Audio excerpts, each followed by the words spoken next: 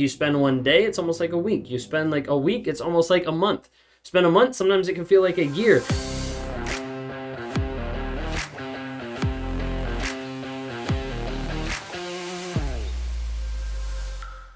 Were you with a person that made everything seem great until one day it wasn't? Were you with a person that maybe you noticed later on in the relationship that you were wearing rose-colored glasses and you were being duped or being susceptible to the things that they were doing, and you didn't see, you didn't notice, you didn't realize? And a lot of times when people wear rose-colored glasses and they meet a toxic person or a person with narcissistic traits, is you'll have that person walk you out into the middle of a field and you're looking at all these flags, almost like a carnival. And when you start to take the rose-colored glasses off, you realize that a lot of those flags are all red.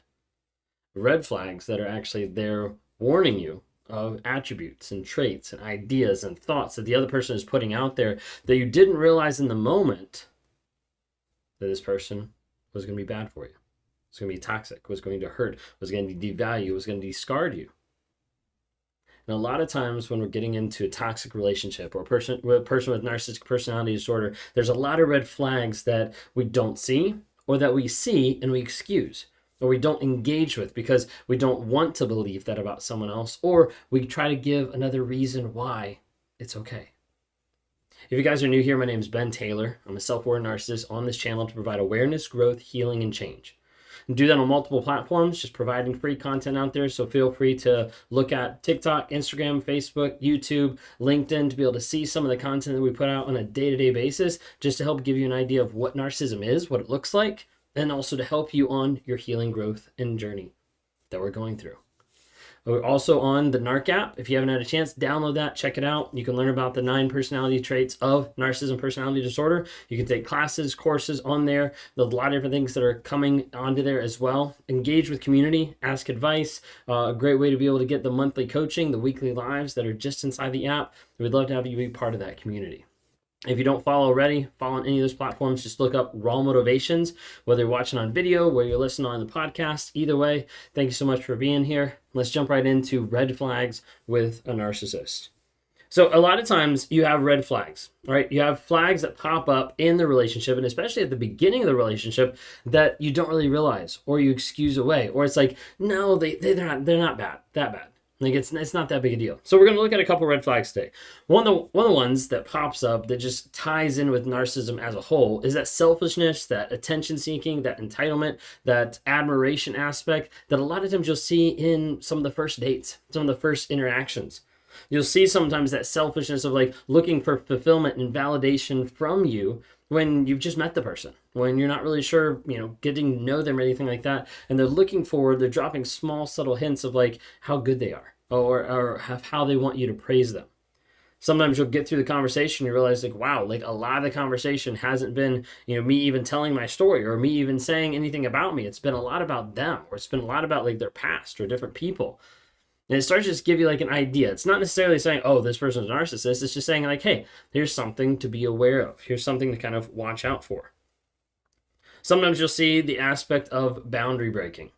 Narcissists are prone to want to break your boundaries. Typically how I describe it is for a narcissist looking at a boundary and viewing a boundary. A narcissist views a boundary as prison or a challenge that I need to break out of, that I need to accomplish or get past or break down your defenses to win. And so a narcissist will work really hard to break through those boundaries. However, in a healthy relationship, someone's going to respect those boundaries because they understand that boundaries are meant for protection. They're not prison. But oftentimes you'll have a narcissist that will come into your life and that will start trying to break down and erode the boundaries that you've put in place. Those boundaries are for you, but the narcissist will try to make it about them. Why would you do this? Like, why would you tell us that we can't do this? Like, why? And question and slowly work on eroding that down. A lot of times that'll appear in like teasing and like testing boundaries, of getting close to a boundary of something that you want or you don't want in your life and getting close to that to see how you're going to react. And when you don't react, they're like, that either is a boundary they don't care about, or that's a boundary that I don't have to apply, that it doesn't apply to me. Let me just go ahead and move past it. Let me get past whatever boundary they have and I can do whatever I want. Sometimes they'll use it with like tiny bit of like belittling, of like trying to give the idea that your boundary is really childish. Like your boundary is too masculine. Your boundary is too toxic. Like your boundary is really selfish. And when you get upset or when you try to hold those boundaries and then you start like getting upset because they're crossing those boundaries and breaking them, what they say, they call you too sensitive. You're too sensitive. You're overthinking this. And a lot of times they'll try to minimize that aspect of a boundary. If you're developing a boundary, keep in mind really quick that a boundary is not meant for other people. A boundary is not meant for anybody else out there. A boundary is meant for you. And as a result, it applies to all your relationships, healthy and toxic. But a boundary for you is the level of how much shit you're going to tolerate. You know, how much screaming you're going to tolerate at you. How much cheating you're going to tolerate. How many lies you're going to tolerate. Like that's what that boundary is for. Is saying, hey, like if you want to keep lying, that's totally fine. You're just not going to do it in my relationship. And I'm going to go ahead and keep moving the direction I need to move and not adhere to what you're putting out there. Not adhere to the lies you're having. See, that's a boundary that's not controlling the other person. You can lie if you want, but it's not going to be with me. That's really what a boundary is supposed to look like. A boundary is meant for yourself, not for other people, because it's about you, of how you're going to protect and grow and heal yourself moving forward. But a narcissist will try to break those boundaries and tear them down. A lot of times you'll hear a narcissist maybe early on in the relationship, but a lot of times all through the relationship talk about crazy people in their past, maybe crazy exes, maybe how like an ex was super jealous or super addictive on them. Maybe how they had an ex that was bipolar or alcoholic or schizophrenic or like anything like that. They'll start making up a lot of stories and you're like, wait a second, like it seems like every ex you've been with, it seems like a lot of your family, it seems like a lot of your friends have been labeled as crazy in your life. Like what's going on with that? Because you have to think if they were with someone, just one person or 5 people that were crazy, there's really 2 things. Either what's wrong with their judgment that they got together with someone who was crazy or who was toxic, or what's wrong with the person that's crazy probably came from the person that they were with. But oftentimes we'll excuse that or we'll just get used by that because it's an act of, a lot of times, triangulation.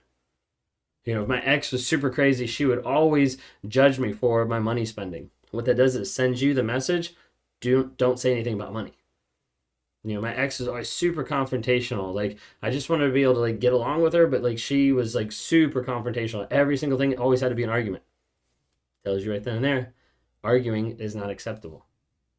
Triangulation. Sometimes you'll see it in an aspect of like speed dating. Narcissistic relationships move really fast and they're compacted. Think of it like you spend one day, it's almost like a week. You spend like a week, it's almost like a month. Spend a month, sometimes it can feel like a year. And the results from that show that, because people that break up with a narcissist, discard a narcissist, or get discarded by, sometimes take twice and 5 times as long to get over that person. Especially if they don't have the tools for healing to be able to help adjust the clarity and get to the place of saying, hey, let me rewire my mindset so I understand what just happened. Because it feels like crazy making. But they'll be super fast a lot of times to move in, to get engaged, to say I love you, to have a baby, whatever it might be. A lot of times they push those lines. And you have to be careful. And a lot of times in a relationship, you have to learn how to say no for those boundaries. And you also have to slow it down and see how the other person is going to react. That's when they start testing those boundaries even more. Another red flag is seeing the idea of provoking jealousy and envy. A lot of times you'll see a narcissist manufacture emotions in you. It comes to the fact of like triangulation. Again, back to previous partners or parents or friends. And what it does is it makes you doubt your place. It can even make you jealous of like talking about an ex-girlfriend, but then being unwilling to define if you're a girlfriend or not. They could be talking about like the past and, you know, a boyfriend that she was with that she absolutely like loved and created. And then you're wondering like, well, am I not good enough? Like where do I fit into this picture? A lot of times they'll use it with triangulation and making you doubt your place and wonder, how do I match up to the competition? Like I'm supposed to be with this person, but it feels like I'm competing with their mom. It feels like I'm competing with their ex. Not even in our lives. Oftentimes what that leads to is more comparison to others. Another red flag. Comparisons to the ex, the friends, the family, and that helps build that jealousy and build that aspect in your mindset of like, maybe I'm inferior to what they're saying. Like, I'm not as good in the bed. I'm not as good with my job. I'm not as good with relationships. Like, maybe that's me. This slowly brings you down. Couple things you'll see sometimes as a red flag is cracks in the mask. That good person that you saw at the beginning of the relationship, or that good person that you're experiencing now as you're going out, as you're dating, and all of a sudden you notice an interaction or a reaction that seems out of character. Maybe it's how they just yelled at their niece. Maybe it's how they just kicked the dog. Maybe it's how they just got upset in traffic, and you're just like, well, wait a second. Sometimes what you're seeing is you're seeing a glimpse of what's actually behind the mask. It's just hidden for societal means or to look better. But sometimes when you see that tiny little bit of acting out of character, there might be something more there.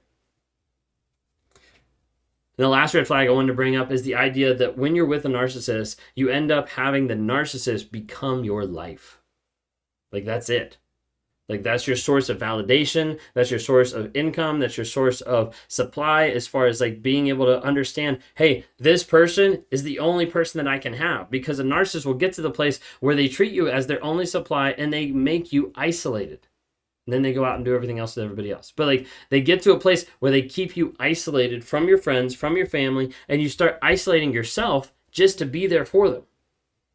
When they call you up and you're expected to answer right away, or when they call you up and you're expected to go or do or be or whatever it might be, that isolation happens.